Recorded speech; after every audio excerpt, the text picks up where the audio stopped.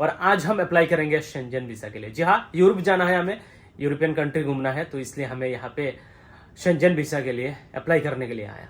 आसाम में नहीं मिलता तो सीधा आना पड़ता है कोलकाता। गाइस लिटरली मज़ा आ गया यहाँ पे। जो भी खाना खाया था यहाँ पे फिश का आइटम ज़्यादा था, काफ़ी अमेजिंग, और ख़ास करके इलिश तो मेरा भी फेवरेट है, और यहाँ पे खाने के बाद मज़ा ही आ गया। Guys welcome back to my new vlog. क्या हाल चाल? सुबह सुबह यहाँ पे देखिए कोलकाता में बारिश हो रहा है। दिस इज डे 2 इन कोलकाता, और अभी फ्रेश होके चलिए ब्रेकफास्ट के लिए निकलते हैं। एंड कल रात यहाँ पे सोया था, 3-4 घंटे यहाँ पे नींद लिया। एंड फिलहाल चलिए लॉबी पे चलते हैं, ब्रेकफास्ट करते हैं। तो गाइस ब्रेकफास्ट हो चुका है, अब यहाँ पे निकलते हैं। यूरोपियन कंट्री घूमना है इस बार, और ट्रैवल करना है as a traveller. European country घूमना हर किसी एक ट्रैवलर का सपना होता है, एंड मेरा भी सपना था, एंड फाइनली वो पूरा होने जा रहा है। तो आज हम अप्लाई करेंगे शेंजन वीज़ा के लिए। जी हाँ, यूरोप जाना है, हमें यूरोपियन कंट्री घूमना है, तो इसलिए हमें यहाँ पे शेंजन वीज़ा के लिए अप्लाई करने के लिए आया। आसाम में नहीं मिलता तो सीधा आना पड़ता है कोलकाता, एंड जो मेन हेड ऑफिस है वो दिल्ली है। वीज़ा हम यहाँ पे अप्लाई करेंगे, एंड बाद में वीज़ा जो है वो मिलेगा दिल्ली से। तो बहुत सारा डॉक्यूमेंट्स यहाँ पे लाना पड़ता है एक वीज़ा के लिए। तो आप लोग सोच सकते हो, अगर आप शेंजन वीज़ा लेने जाते हो, यूरोपियन कंट्री घूमना चाहते हो, तो क्या कुछ डॉक्यूमेंट्स, मेन प्रॉपर डॉक्यूमेंट्स क्या कुछ चाहिए होगा अगर आप टूरिस्ट हो तो। बाकी मैं नहीं बता रहा हूँ, स्टूडेंट वीज़ा अलग होता है, पे वर्क करने जा रहे हो या फिर काम करने के लिए जा रहे हो तो उसके लिए अलग वीज़ा होता है। लेकिन एज ए टूरिस्ट क्या कुछ आपको डॉक्यूमेंट्स चाहिए होगा, मैं इस वीडियो में आप लोगों को बताने वाला हूँ। एक्चुअली मैंने प्रॉपर यहाँ पे 24 डॉक्यूमेंट्स यहाँ पे ले लिया।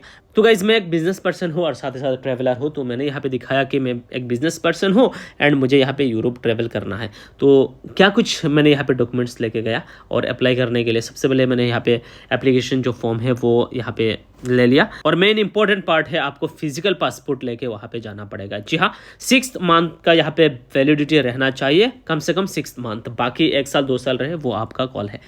ओल्ड पासपोर्ट अगर आपके पास है, जो लास्ट पासपोर्ट है वो लेके जाना पड़ेगा। Physical passport and last all passport. 3 photo चाहिए होगा, बैकग्राउंड यहाँ पे मैट फिनिश के साथ में, एंड वाइट 80% फेस विजिबिलिटी के साथ में आपको 3 फोटोज चाहिए होता है। इसके अलावा जो मेरा बिजनेस है, जो फार्म है, उसका बैंक स्टेटमेंट लास्ट 3 मंथ का, एंड जो बैंक स्टेटमेंट फार्म का है, जो मेरा बिजनेस का है वो है। साथ ही साथ पर्सनल जो यहाँ पे बैंक स्टेटमेंट है वो भी मैंने यहाँ पे लास्ट 3 मंथ का यहाँ पे स्टेटमेंट ले लिया। एंड सभी स्टेटमेंट में बैंक का स्टाम्प और बैंक का जो यहाँ पे सिग्नेचर है वो आपको लाना ही पड़ेगा। तो लास्ट 3 मंथ आपका बिजनेस का एंड आपका स्टेटमेंट चाहिए होता है, एंड विथ प्रॉपर शील एंड सिग्नेचर।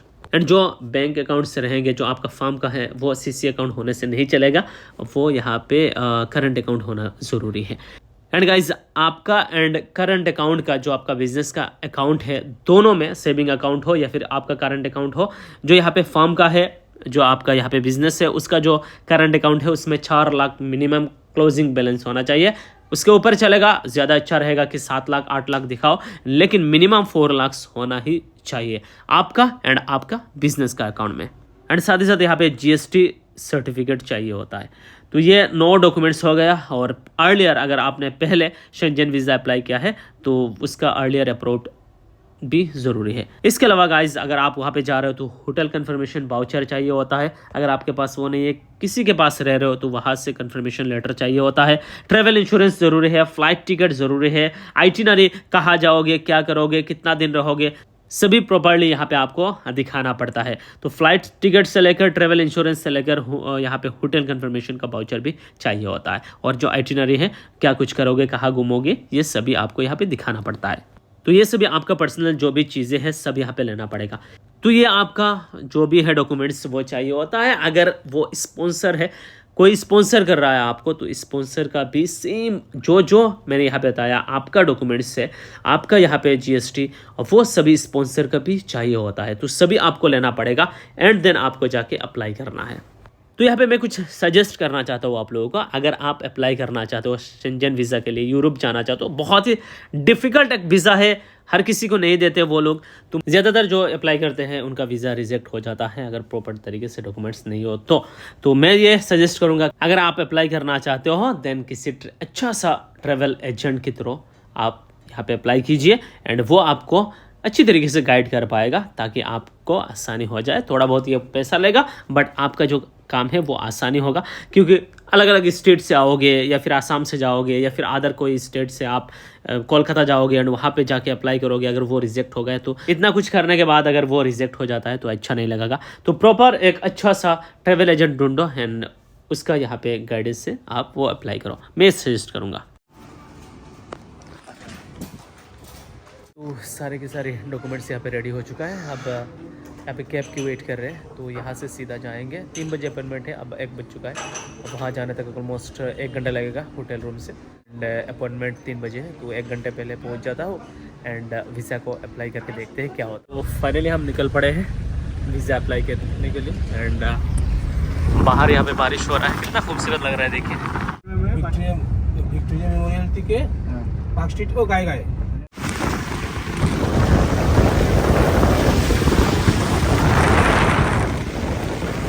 के लिए 29 कंट्रीज़ आती है, तो यूरोपियन कंट्रीज़। एंड वो अप्लाई करने के लिए फ़िलहाल हमने जितने भी डॉक्यूमेंट्स है सब यहाँ पे सबमिट कर दिया। तो पासपोर्ट घर तक पहुँचेगा विद इन 20 डेज़ के अंदर। के सामने हूँ और यहाँ पे ये देखिए बारिश भी हो रहा है। एंड अभी 3 बजे अपॉइंटमेंट था, तो ऑलमोस्ट 4 बज गया है। 1 आवर एंड 15 मिनट्स टाइम लगा, तो जल्दी हो जाता है। डॉक्यूमेंटेशन अगर आपके पास सही है तो ज़्यादा दिक्कत नहीं करता। तो गाइस वीज़ा अप्लाई करने के बाद बहुत ही ज़्यादा भूख लगी है, तो चलिए यहाँ पे बंगाली खाना की एक्सपीरियंस लेते हैं इसी रेस्टोरेंट पे। प्रॉपर यहाँ पे बंगाली डिश का यहाँ पे हम एक्सपीरियंस ले रहे हैं गाइस। अमेजिंग फिश का अलग अलग यहाँ पे डिशेस हमने यहाँ पे ट्राई किया, बहुत ही मज़ेदार था।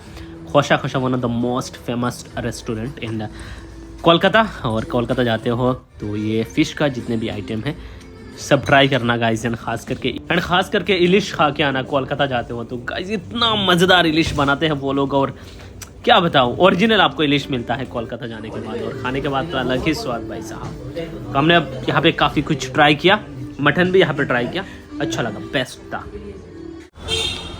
गाइस। लिटरली मज़ा आ गया यहाँ पे।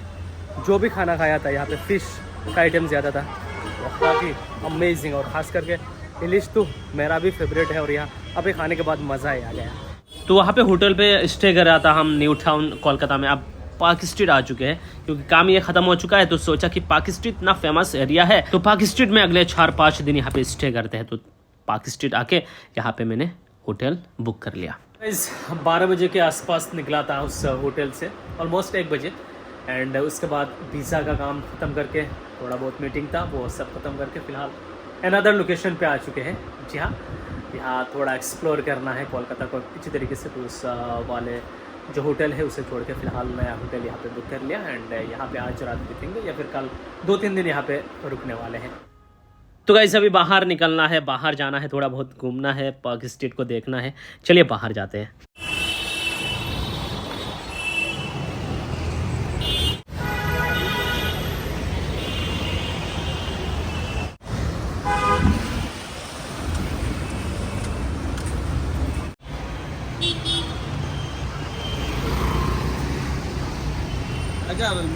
तो रात के 3:30 बजे यहाँ पे होटल रूम फिर से आ चुका हूँ। एंड गाइस हमने यहाँ पे एक्सप्लोर किया नाइट लाइफ यहाँ पे पार्क स्ट्रीट में। एंड फिलहाल गाइस सोने का वक्त हो चुका है, 3:30 बज चुका है। तो कल की नए व्लॉग के साथ आप लोगों के साथ मिलूंगा। एंड आज के व्लॉग को गाइस यहीं पे वाइंड अप कर लेते हैं। नेक्स्ट कोलकाता को एक्सप्लोर करेंगे काफ़ी अच्छी तरीके से। व्लॉग के जरिए थोड़ा बहुत क्लिप आप लोगों के साथ भी शेयर करेंगे। तो बना रहना चाहते हो तो चैनल को सब्सक्राइब करके रखिएगा, ऐसे ही थोड़ा व्लॉग्स बीच में अपलोड करता रहूँगा। Thank you so much. Next vlog में मिलते हैं, तब तक के लिए बाय, टेक केयर, जय हिंद।